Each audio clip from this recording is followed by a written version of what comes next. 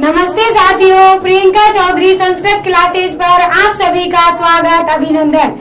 देखिए, आज जो हम चर्चा करेंगे और वो है आपका संस्कृत साहित्य का इतिहास। और संस्कृत साहित्य के इतिहास के अंतर्गत सबसे पहले हम जानेंगे परिचय को। तो यहाँ देखिए, सभी साथी हमारे साथ जुड़ चुके हैं। Sanjay, good evening. मनोज कुमार जी बिल्कुल आ गए। अर्चना गुप्ता मैम 7:30 बजे का भी इंतजार कर लिया। बिल्कुल। मुरारी लाल यादव जी की इंतजार का फल मीठा होता है।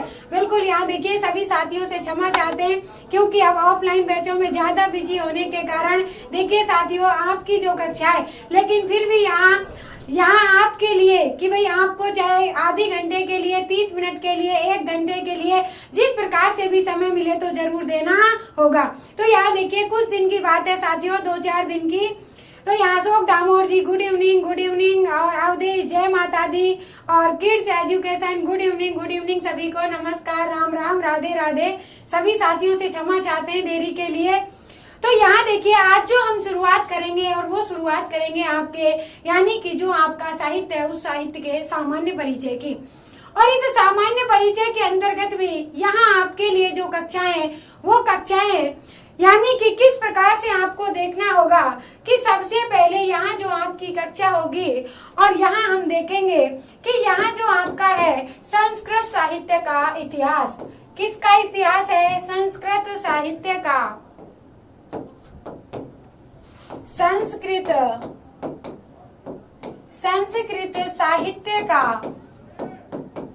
साहित्य का इतिहास। तो यहाँ देखिए, यहाँ हम चर्चा करेंगे संस्कृत साहित्य के इतिहास के बारे में। तो यहाँ सबसे पहले आप जानेंगे कि सबसे पहले यहाँ आपके पास जो शब्द आता है और वो शब्द कौन सा है? संस्कृत। दूसरा जो शब्द है और तीसरा जो शब्द है वो है आपका इतिहास। तो यहाँ संस्कृत साहित्य का जो इतिहास है, बिल्कुल राधे राधे, नमो नमः सभी को, सर्वेभ्य नमः, नमस्कार, राम राम, राधे राधे सभी को। तो यहाँ संस्कृत साहित्य के इतिहास में जानेंगे तो सबसे पहले आपका शब्द है संस्कृत साहित्य का इतिहास।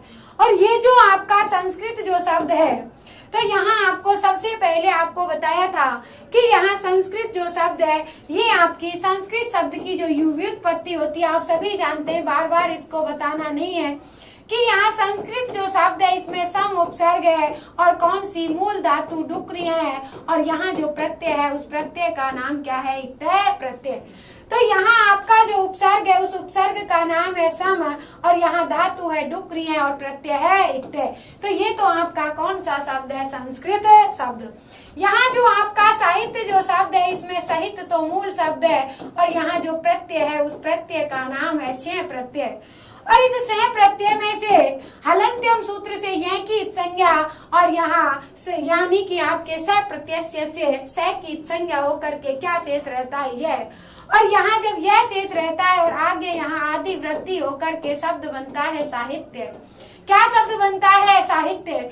तो यहाँ संस्कृत शब्द सम उपसर्ग डुक्रिय धातु इक्तय प्रत्यय से और साहित्य जो शब्द है साहित्य शब्द और स प्रत्यय से मिलकर के बनता है। अब ये जो आपका साहित्य है यानी कि इस साहित्य को मुख्यतः 2 भागों में बांटा गया है।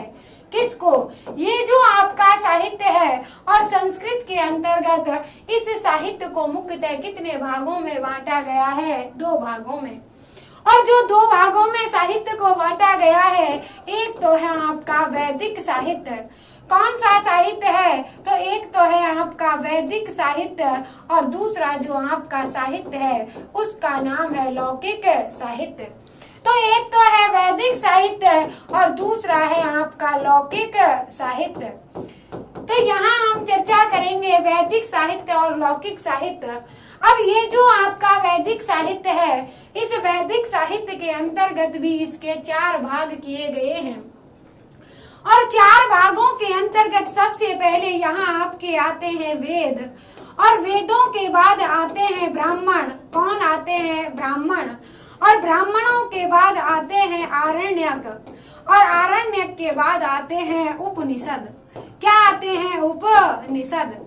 तो यहाँ आपका जो वैदिक साहित्य है, इस वैदिक साहित्य को भी 4 भागों में विभाजित किया गया है। कौन कौन से? वेद, ब्राह्मण, आरण्यक और उपनिषद। इन वेदों को ही मंत्र और संहिता के नाम से भी जानते हैं। ये वेद जो शब्द है, ये आपका वेद जो शब्द है, इसे ही ब्राह्मण और संहिता के नाम से भी जाना जाता है। तो इसी को मंत्र कहा जाता है, इसी को संहिता कहा जाता है। और वेदों के जो अंग हैं उन्हें कहा गया है वेदांग। वेदों के अंग को क्या कहा गया है? वेदांग। तो यहाँ साहित्य को दो भागों में बांटा, वैदिक साहित्य और लौकिक साहित्य। अब ये जो आपका लौकिक साहित्य है, इस लौकिक साहित्य के भी यहाँ दो भेद किए गए। और लौकिक साहित्य के अंतर्गत एक तो आता है आपका श्रव्य काव्य और एक आता है आपका दृश्य काव्य। तो यहाँ एक तो आता है आपका श्रव्य काव्य और एक आता है दृश्य काव्य। तो यहाँ है आपका श्रव्य काव्य और एक है आपका दृश्य काव्य। तो यहाँ दृश्य काव्य और श्रव्य काव्य। श्रव्य काव्य, दृश्य जो काव्य है और श्रव्य जो काव्य है, इसके अंतर्गत यानी कि जिनको सुन करके आनंद की अनुभूति होती है वो तो कौन सा काव्य है? श्रव्य काव्य। और जिनको देख करके आनंद की अनुभूति होती है वो कौन सा काव्य है? दृश्य काव्य। तो इस श्रव्य काव्य और दृश्य काव्य के भी क्या किए गए हैं? भेद किए गए हैं। तो यहाँ आपका जो श्रव्य काव्य है, इस श्रव्य काव्य के अंतर्गत तो यहाँ आपका आता है गद्य और इसके अंतर्गत आता है पद्य। और जो गद्य पद्य का मिश्रण होता है उसे कहा जाता है चंपू। क्या कहा जाता है? तो इसे कहा जाता है चंपू। तो यहाँ गद्य पद्य के मिश्रण को क्या कहते हैं? चंपू। इसके बाद में यहाँ जो आपका दृश्य काव्य है, और इस दृश्य काव्य के अंतर्गत भी एक तो होते हैं आपके रूपक और एक होते हैं आपके उपरूपक। ये जो रूपक हैं इनके तो 10 भेद होते हैं और उपरूपक के 18 भेद होते हैं। रूपक के तो 10 भेद होते हैं और उपरूपक के 18 भेद होते हैं। रूपक के 10 भेदों के अंतर्गत सबसे जो मुख्य भेद है वो होता है नाटक। यहाँ बहुत होते हैं आपके नाटक, प्रसन्न, इहा, मृग, वीथी, अंक, प्रहसन, भाण। तो लेकिन सबसे प्रमुख जो अंक है वो कौन सा होता है? नाटक। और इसीलिए नाटक को रूपक के नाम से भी जाना जाता है। और उपरूपक के अंतर्गत आपके मुख्य रूप से जो भेद होते हैं वो नाटिका और त्रोटक। और जिनमें से यहाँ त्रोटक का सबसे अच्छा उदाहरण है जो कालिदास के 7 ग्रंथ हैं, उन 7 ग्रंथों में सबसे अच्छा त्रोटक का उदाहरण है विक्रमोर्वशीयम। सबसे अच्छा उदाहरण है उपरूपक का। इसके बाद में यहाँ जो हम देखेंगे कि ये जो आपका गद्य है, इस गद्य को भी 2 भागों में बांटा गया है।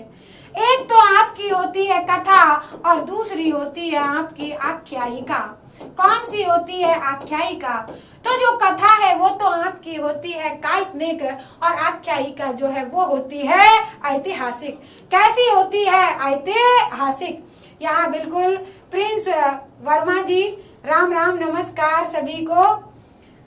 यहाँ देखिए, तो इस प्रकार से यहाँ साहित्य को 2 भागों में बांटा गया, वैदिक साहित्य और लौकिक साहित्य।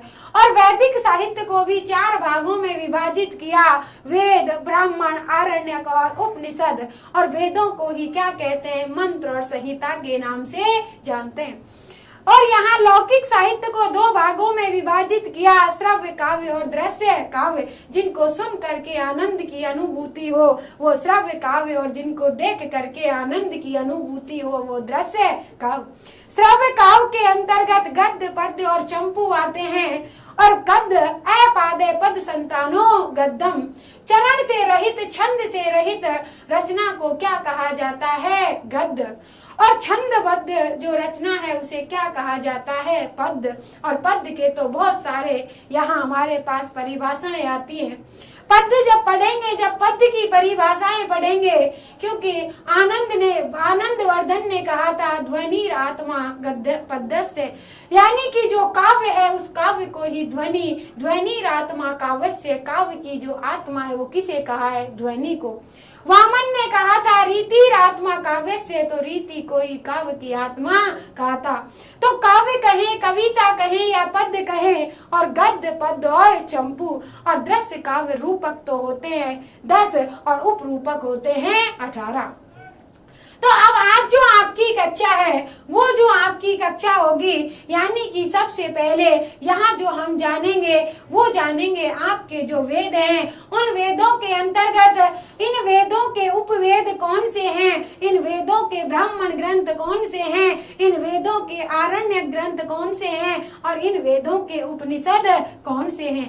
क्योंकि यहाँ सेकंड ग्रेड के अंतर्गत पृथक से हमारा वैदिक साहित्य नहीं है, लेकिन फिर भी जिस प्रकार से हम सामान्य राजस्थान जी के पढ़ते हैं कि प्रथम कौन है, अंतिम कौन है, सबसे अधिक बार कौन है, तो इस प्रकार से कुछ साहित्य की जो विषय वस्तु है जो महत्वपूर्ण होती है, लेकिन जब फर्स्ट ग्रेड के अंतर्गत पढ़ते हैं तो वहाँ हमें ऋग्वेद, यजुर्वेद, सामवेद, अथर्ववेद सभी वेद और इन वेदों के वेदांग, शिक्षा, कल्प, व्याकरण, निरुक्त, छंद और ज्योतिष और इन सभी वेदों के ब्राह्मण ग्रंथ, आरण्यक और उपनिषद को वेदांत के नाम से भी जानते हैं, क्योंकि ये वेदों का अंतिम भाग होने के कारण इसे वेदांत के नाम से भी जाना जाता है। तो वहाँ हम संपूर्ण विषय वस्तु को पढ़ते हैं, लेकिन सेकंड ग्रेड के अंतर्गत मैंने अभी बताया कि जिस प्रकार से राजस्थान जीके के प्रथम अंतिम सबसे अधिक बार पढ़ते हैं, तो उसी प्रकार से अलग से पृथक से वैदिक साहित्य ना होकर के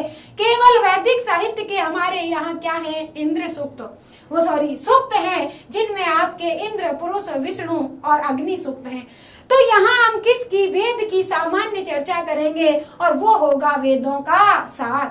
तो वेदों के सार की हम संपूर्ण चर्चा यहाँ पर करेंगे। तो यहाँ देखिए, अब हम देखते हैं, तो यहाँ आपको देखना होगा कि आपको दिखाई दे रहा है वेदों का सार। तो यहाँ सबसे पहले जो हम, क्योंकि सबसे पहले हमारा सबसे पहला जो वेद है और उस वेद का नाम क्या है, ऋग्वेद। सबसे पहला जो वेद है ऋग्वेद, और ये ऋग्वेद विश्व की प्राचीनतम पुस्तक है। ये प्राचीनतम ग्रंथ है क्योंकि वेदों की रचना किसी पुरुष ने नहीं की, इन्हें अपौरुषीय माना जाता है, क्योंकि किसी भी यानी कि पुरुष के द्वारा इनकी रचना नहीं की गई। तो वेदों को क्या कहा जाता है, अपौरुषीय कहा जाता है। तो सबसे पहला वेद है और उसका नाम क्या है, ऋग्वेद। और यहाँ ऋग्वेद, और सबसे पहले यहाँ पूछा जाता है कि ऋग्वेद का ऋत्विक कौन है, होता। ऋत्विक का मतलब होता है कि इनके जो मंत्र हैं उनको उच्चारण करने वाला, और ऋग्वेद का जो ऋत्विक है उस ऋग्वेद का नाम कौन है, होता।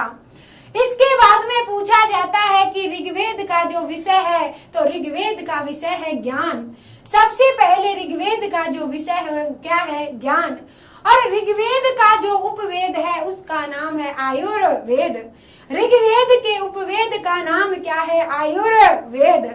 और यहाँ इसका जो देवता है और सबसे प्रमुख देवता है इंद्र, क्योंकि इंद्र देवता की यहाँ 250 मंत्रों में क्या की गई है, प्रस्तुति की गई है।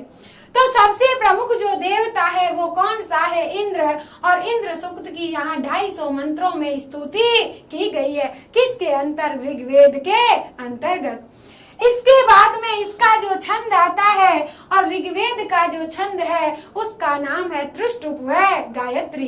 इसीलिए आप इंद्र सूक्त में और विष्णु सूक्त में, अग्नि सूक्त में और पुरुष सूक्त में जो छंद पढ़ते हैं वो त्रिष्टुप और गायत्री। तो यहाँ अब आप सभी साथी मेरे साथ बोलेंगे, बताइए ऋग्वेद का ऋत्विक कौन है, होता। आप चाहे कहीं भी बैठे और यदि आप नहीं बोलोगे तो यहाँ देखिए फिर मैं आपसे कुछ कहूंगी। तो ऋग्वेद का जो ऋत्विक है वो कौन है, होता। ऋग्वेद का विषय क्या है, ज्ञान। और ऋग्वेद का उपवेद क्या है, आयुर्वेद।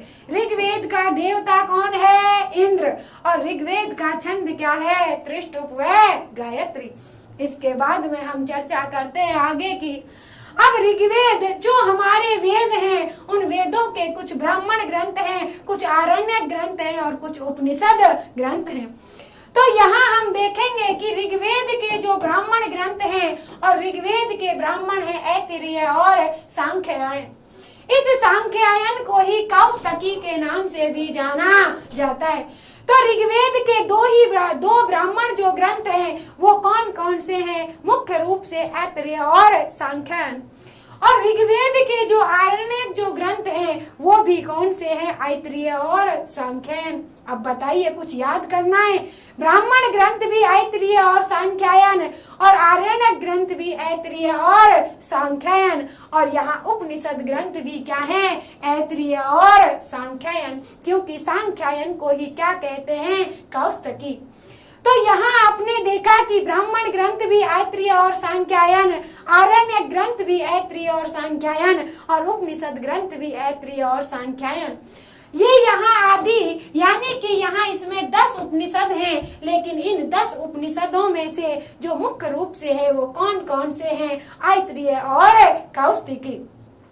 तो यहाँ आपको देखना होगा कि ब्राह्मण, आरण्यक और उपनिषद, तो ऋग्वेद के चाहे ब्राह्मण पूछे, चाहे आरण्यक पूछे और चाहे उपनिषद पूछे, आपको क्या करना होगा? ऐतरेय और सांख्यायन। अब हम चर्चा करते हैं आगे की। तो यहाँ आपकी आती हैं शाखाएं, और यहाँ ऋग्वेद की जो कुल शाखाएं, पतंजलि ने जो कुल शाखाएं बताई, और वो थी 21 शाखाएं। कितनी शाखाओं की चर्चा की है? 21 शाखाओं की चर्चा की है कि ऋग्वेद के अंतर्गत जो 21 शाखाएं, लेकिन उनमें मुख्य रूप से जो शाखाएं यानी कि प्रमुख रूप से जो शाखाएं, वो कितनी शाखाएं हैं?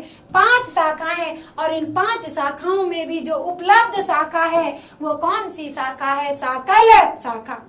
ऋग्वेद की कुल शाखाएं 21 हैं, और 21 में से जो प्रमुख 5 हैं, और इन 5 में से भी सबसे जो प्रमुख शाखा है उस शाखा का नाम है साकल शाखा, जो वर्तमान में उपलब्ध है।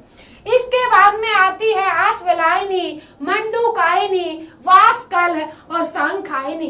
तो ये आपकी जो 5 शाखाएं ये प्रमुख रूप से हैं, और इनमें से भी जो उपलब्ध है वो कौन सी है? साकल शाखा। और कुल शाखाएं कितनी है? 21 शाखाएं। बिल्कुल, वर्तमान में 5 शाखाएं प्रसिद्ध हैं, लेकिन उपलब्ध कौन सी है? साकल। उपलब्ध कौन सी है? साकल। तो ये थी आपकी ऋग्वेद की शाखाएं। इसके बाद में दूसरा जो वेद आता है, और उसका नाम है यजुर्वेद। गद्यात्मको यजु, यानी कि दूसरा जो वेद है वो है आपका यजुर्वेद। और यजुर्वेद का जो ऋत्विक है, और उस ऋत्विक का नाम क्या है? अध्वर्यु। यजुर्वेद के ऋत्विक का नाम है अध्वर्यु, और यजुर्वेद का जो विषय है वो क्या है? कर्मकांड। तो यहाँ ऋग्वेद का जो ऋत्विक था वो कौन था? होता। और ऋग्वेद का जो विषय था वो क्या था? ज्ञान। और यजुर्वेद का विषय क्या है? कर्म कांड। और उपवेद का जो वेद है वो कौन सा वेद है? धनुर्वेद। और ऋग्वेद का उपवेद था आयुर्वेद। और यहाँ इसका उपवेद है धनुर्वेद, और इसके जो देवता हैं वो मुख्य रूप से कौन से हैं? वायु। और यहाँ ऋग्वेद के जो देवता थे वो मुख्य रूप से कौन से थे? इंद्र। और यजुर्वेद के जो देवता हैं वो कौन है? वायु। इसके बाद में हम यहाँ देखेंगे ऋत्विक, विषय, उपवेद और देवता किसके? यजुर्वेद के। इसके बाद में आते हैं ऋग्वेद के ब्राह्मण ग्रंथ, और ये जो आपका यजुर्वेद है, यजुर्वेद के ब्राह्मण ग्रंथ, और यजुर्वेद को 2 भागों में बांटा गया, शुक्ल यजुर्वेद और कृष्ण यजुर्वेद। अब पहले आप यहाँ इनकी जो मुख्य सामान्य जो चीजें उनकी चर्चा हम यहाँ कर रहे हैं। तो सबसे पहले इसके जो ब्राह्मण ग्रंथ आते हैं, और ब्राह्मण ग्रंथों में जो शतपथ ब्राह्मण है, तो यहाँ देखिए पहला ब्राह्मण है शतपथ ब्राह्मण। से शतपथ और से शुक्ल यजुर्वेद। से शतपथ और से शुक्ल यजुर्वेद। तो शतपथ ब्राह्मण किस में है? शुक्ल यजुर्वेद में। तो यहाँ यजुर्वेद को 2 भागों में बांटा गया, शुक्ल यजुर्वेद और कृष्ण यजुर्वेद। तो शुक्ल यजुर्वेद का जो ब्राह्मण ग्रंथ है से शतपथ से शुक्ल यजुर्वेद, और कृष्ण यजुर्वेद का जो ब्राह्मण ग्रंथ है वो है तैत्तिरीय। कौन सा है? तैत्तिरीय। इसके बाद में हम देखेंगे इसके आरण्यक। तो यजुर्वेद के कौन कौन से आरण्यक हैं? तो यहाँ हम चर्चा करेंगे आरण्यकों की। यहाँ यजुर्वेद का जो आरण्यक है और उसका नाम है वृहद आरण्यक, और ये आरण्यक सबसे बड़ा आरण्यक है। कौन सा आरण्यक? वृहद आरण्यक। तो सबसे बड़ा आरण्यक भी वृहद आरण्यक है, वैसे ही नाम से प्रतीत होता है वृहद आरण्यक। तो यहाँ वृहद आरण्यक, और ये किसका है? शुक्ल यजुर्वेद का। और तैत्तिरीय, आत्रेयक और मैत्रेयणी ये दोनों किसके हैं? कृष्ण यजुर्वेद के। तैत्तिरीय और मैत्रेयणी ये दोनों किसके हैं? कृष्ण यजुर्वेद के। तो यहाँ बृहदारण्यक तो शुक्ल यजुर्वेद का है और तैत्तिरीय और मैत्रेयणी कृष्ण यजुर्वेद के हैं। तो ये क्या है? आपके आरण्यक ग्रंथ। इसके बाद में हम देखते हैं, यहाँ आते हैं आपके उपनिषद, और उपनिषद में ईशोपनिषद और बृहदारण्यक उपनिषद ये दोनों किसके हैं? शुक्ल यजुर्वेद के। ईशोपनिषद और बृहदारण्यक उपनिषद, वैसे बृहदारण्यक उपनिषद सबसे बड़ा उपनिषद है और ईशोपनिषद में 18 मंत्र है, लेकिन वाचस्पति संहिता के अनुसार 17 मंत्र हैं। लेकिन इसे भी लघु काय उपनिषद कहा जाता है, लेकिन इससे भी छोटा 12 मंत्रों वाला मंडूक्य उपनिषद है, जो सबसे छोटा उपनिषद है। तो यहाँ सबसे बड़ा उपनिषद है बृहदारण्यक उपनिषद, और ये जो उपनिषद है ये किसके हैं? यजुर्वेद के। इसके बाद में यहाँ आते हैं, और ये तीनों जो उपनिषद हैं ये तीनों किसके हैं? कृष्ण यजुर्वेद के, और ये दोनों थे शुक्ल यजुर्वेद के। तो तैत्तिरीय उपनिषद कठोप उपनिषद, जिसमें यम और नचिकेता का संवाद है। कठोप उपनिषद जिसमें आपके यहाँ या पाठ्य या फर्स्ट ग्रेड में शामिल है। कठोप उपनिषद जिसमें यम और नचिकेता का क्या है? संवाद। और श्वेता श्वेतोरोपनिषद। तो यहाँ आपने देखा कि तैत्तिरीय उपनिषद, कठोप उपनिषद और श्वेता श्वेतोरोपनिषद ये तीनों किसके हैं? कृष्ण यजुर्वेद के। किसके हैं? कृष्ण यजुर्वेद के। और ईशोपनिषद और बृहदारण्यक उपनिषद किसके हैं? शुक्ल यजुर्वेद के। तो यहाँ देखिए पंकज आठिया जी बिल्कुल नमस्ते स्वीकार करेंगे। बिल्कुल सभी, साहू शर्मा जी नमस्ते, राम राम सभी को।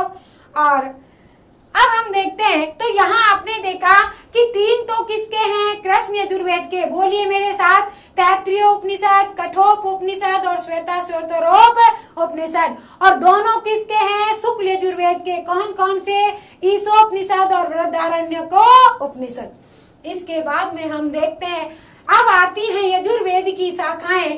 तो ऋग्वेद की तो कुल कितनी शाखाएं थी? 21 शाखाएं, जिनमें से 5 शाखाएं प्रसिद्ध थी और एक शाखा साकल शाखा वर्तमान में उपलब्ध है। इसके बाद में आती हैं यजुर्वेद की शाखाएं, और यजुर्वेद में कुल कितनी शाखाएं? 100 शाखाएं। और उन 100 शाखाओं में से यहाँ आपको देखनी है कि सबसे यहाँ मंदाकिनी और काण्व शाखा ये दोनों तो किसकी हैं? शुक्ल यजुर्वेद की। कौन कौन सी? मध्ययंदिनी और काण्व शाखा। बोलिए मेरे साथ, मध्ययंदिनी और काण्व शाखा किसकी हैं? शुक्ल यजुर्वेद की। और इसके बाद में ये चारों जो शाखाएं हैं वो किसकी हैं? कृष्ण यजुर्वेद की। तैत्तिरीय, मैत्रेयणी, काठक यानी कि इसे कठ भी कहते हैं, और कैपिस्टल। तो तैत्तिरीय, मैत्रेयणी, काठक, कठ या कैपिस्टल। बोलिए एक बार, तैत्तिरीय, मैत्रेयणी, काठक या इसे कठ और कैपिस्टल ये किसकी हैं? कृष्ण यजुर्वेद की। तो ये 4 शाखाएं किसकी हैं? कृष्ण यजुर्वेद की। और मध्ययंदिनी और काण्व शाखा किसकी हैं? शुक्ल यजुर्वेद की। और कुल शाखाएं कितनी हैं? 100। और ऋग्वेद में कुल शाखाएं कितनी थी? 21। अब यहाँ हम देखते हैं और आगे चलते हैं, और आगे आपका तीसरा जो वेद है और उसका नाम है सामवेद। बिल्कुल सरोज स्वामी जी बिल्कुल गुड इवनिंग स्वीकार करेंगे आप सभी का। अगला जो वेद आता है और उसका नाम है सामवेद। तो सामवेद का सबसे पहले आता है ऋत्विक। तो सामवेद के ऋत्विक का नाम है उद्गाथा। सामवेद के जो ऋत्विक है वो कौन है? उद्गाथा। और सामवेद का जो विषय है वो क्या है? उपासना। ऋग्वेद का विषय था ज्ञान, यजुर्वेद का विषय था कर्मकांड, और सामवेद का विषय है उपासना। इसके बाद में इसका जो उपवेद है वो कौन सा है? गांधर्व वेद। सामवेद का जो उपवेद है उसका नाम क्या है? बोलिए मेरे साथ, सामवेद का उपवेद है गांधर्व वेद। और सामवेद के जो देवता हैं उसका नाम है सूर्य। तो ऋग्वेद के प्रमुख देवता थे इंद्र, और यजुर्वेद के प्रमुख देवता थे वायु, और यहाँ सामवेद के जो प्रमुख देवता हैं वो कौन है? सूर्य। इसके बाद में यहाँ आता है छंद। तो सामवेद का जो छंद है उसका नाम है गायत्री व प्रगाथा। कौन से छंद है गायत्री और प्रगाथा? तो ये जो छंद आ रहे हैं अब आप इनको समझ सकते हैं कि ये कौन से छंद है, वैदिक छंद, क्योंकि छंदों को भी दो भागों में बांटा गया है, वैदिक छंद और लौकिक छंद। तो जो वेदों में प्रयुक्त होते हैं वो कौन से छंद होते हैं? वैदिक छंद। तो यहाँ जो छंद है वो है गायत्री और प्रगाथा। इसके बाद में हम चर्चा करते हैं आगे की। इसके बाद में आते हैं सामवेद के ब्राह्मण, सामवेद के आरण्यक और सामवेद की शाखाएं। तो यहाँ हम चर्चा करेंगे सामवेद के जो ब्राह्मण ग्रंथ हैं। तो सामवेद के ब्राह्मण ग्रंथों में यहाँ आता है पंचविश, जिसे तांडे ब्राह्मण के भी नाम से जानते हैं, और एक आता है आपका, कौन सा आता है? षड्विश। और इसके बाद में आता है तल्वकार, और इसे जैमिनीय के नाम से भी जाना जाता है। एक आता है पंचविश जिसे तांडेय कहते हैं, और षड्विश और तल्वकार इसे जैमिनीय के नाम से भी जानते हैं। इसके बाद में आते हैं सामवेद के उपनिषद। क्या आते हैं? सामवेद के उपनिषद। और सामवेद के जो उपनिषद हैं उनमें यहाँ एक तो आता है आपका छांदोग्य उपनिषद और एक आता है केनोपनिषद। तो मुख्य रूप से जो पूछे जाते हैं छांदोग्य उपनिषद और केनोप उपनिषद। लेकिन यहाँ कुल कितने उपनिषद हैं? 16 उपनिषद। कुल कितने हैं? 16 उपनिषद। हिंदी शिक्षण विधियां, बिल्कुल हिंदी शिक्षण विधियां रविवार को होती हैं। कृष्णा चौधरी जी कह रहे हैं कि हिंदी टीचिंग मेथड की क्लास कब होगी? देखिए कृष्णा जी, हिंदी शिक्षण विधियों की क्लास रविवार को होगी। आपकी हिंदी शिक्षण विधियों की क्लास रविवार को होगी। देखिए साथियों, अब आपके सामने आपको दिखाई भी दे रहे हैं कि किस प्रकार से आपको आवाज भी ऐसी लग रही होगी। यहाँ सुबह 7 बजे से और शाम को 7 बजे तक बीच में सिर्फ 1 घंटा यहाँ आपके खाने के लिए, बाकी सारी ऑफलाइन कक्षाओं में बिजी होने के कारण आपकी कक्षा जितनी टाइम आप देर से ली जाए तो आपसे हर्ष उतना जो आपको मिल रहा है उतना आप पढ़ें। उसके बावजूद जैसे ही हमें टाइम रहेगा तो हम आपकी कक्षाएं 1 की जगह 2 कक्षाएं देना प्रारंभ कर देंगे। लेकिन आप निश्चिंत रहें कि मैडम पता नहीं हमें कराएंगी या नहीं करवाएंगी। तो देखिए साथियों, सभी का ख्याल रखना पड़ता है, और यहाँ जो फीस करके पढ़ रहे हैं उनसे भी ज्यादा जो फीस ना देकर भी मुझ पर विश्वास कर रहे हैं उनकी ज्यादा चिंता होती है, तो आपकी भी ज्यादा चिंता होती है। तो यहाँ देखिए, बिल्कुल सुमित्रा वर्मा जी नमस्ते स्वीकार करेंगे आप सभी का। आपकी जो शिक्षण विधियों की कक्षा है वो रविवार को होगी। इसके साथ ही यहाँ आपने देखा कि सामवेद के अंतर्गत कुल जो उपनिषद हैं उनकी संख्या है 16, और उनमें से प्रमुख है छांदोग्य उपनिषद और केनोप उपनिषद। इसके बाद में आती हैं इसकी शाखाएं। तो इसकी शाखाएं 1000 शाखाएं। कितनी शाखाएं? ऋग्वेद की 21 शाखाएं, यजुर्वेद की 100 शाखाएं और सामवेद की 1000 शाखाएं, और आगे पढ़ेंगे अथर्ववेद की 9 शाखाएं। तो बोलिए, ऋग्वेद की 21 शाखाएं, यजुर्वेद की 100 शाखाएं, सामवेद की 1000 शाखाएं और अथर्ववेद की 9 शाखाएं। तो यहाँ शाखाएं कितनी है? 1000। और इन शाखाओं में जो प्रमुख है उनमें कौन सी शाखा है? रणयनीय शाखा, कौथुमीय शाखा और जैमिनीय शाखा।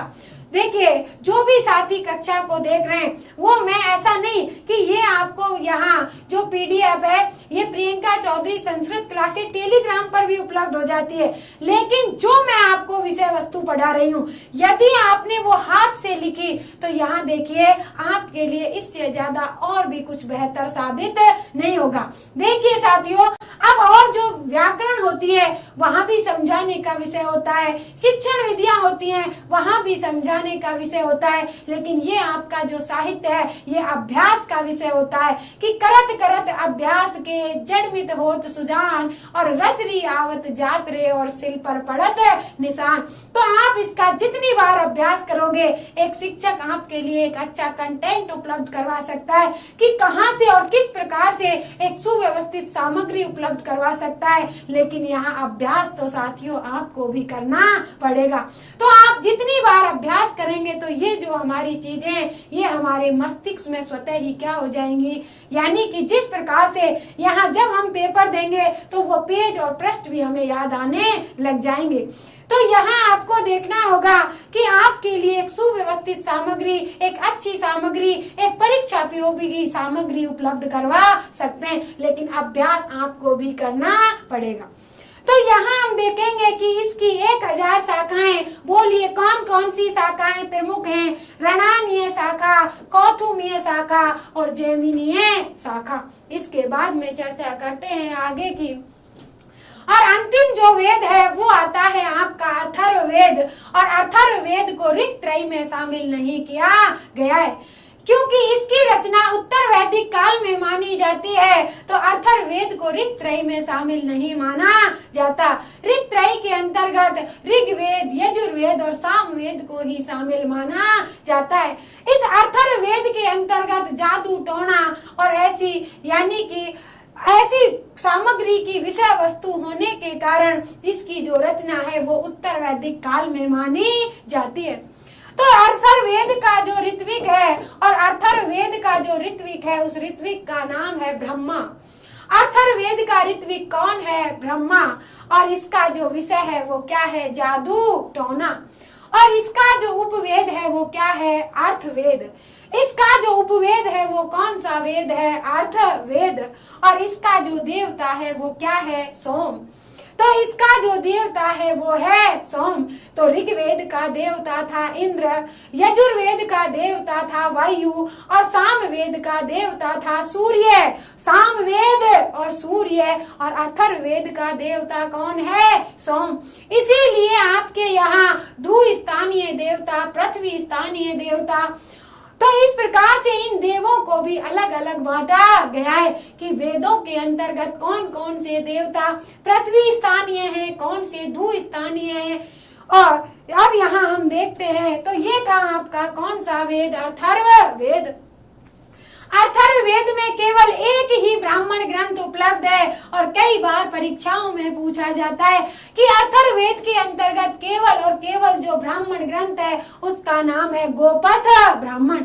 अथर्ववेद के अंतर्गत एक ही ब्राह्मण ग्रंथ उपलब्ध है और उसका नाम क्या है? गोपथ ब्राह्मण। और इसके अंतर्गत एक भी आरण्यक उपलब्ध नहीं है। अथर्ववेद के अंतर्गत एक भी आरण्य ग्रंथ उपलब्ध नहीं है और ब्राह्मण ग्रंथ भी केवल एक उपलब्ध है। बोलिए कौन सा? गोपथ ब्राह्मण। और इसके बाद में आता है उपनिषद। क्या आती है? उपनिषद। ये जो आपका उपनिषद है इस उपनिषद में भी उप और नि दो उपसर्ग हैं। इस उपनिषद में उप और नि दो उपसर्ग हैं और यहाँ सद धातु है और यहाँ एक प्रत्यय आता है जिसका नाम है क्विप प्रत्यय। ये जो आपका क्विप प्रत्यय है इसमें कुछ भी शेष नहीं रहता और यहाँ शब्द बनता है उपनिषद।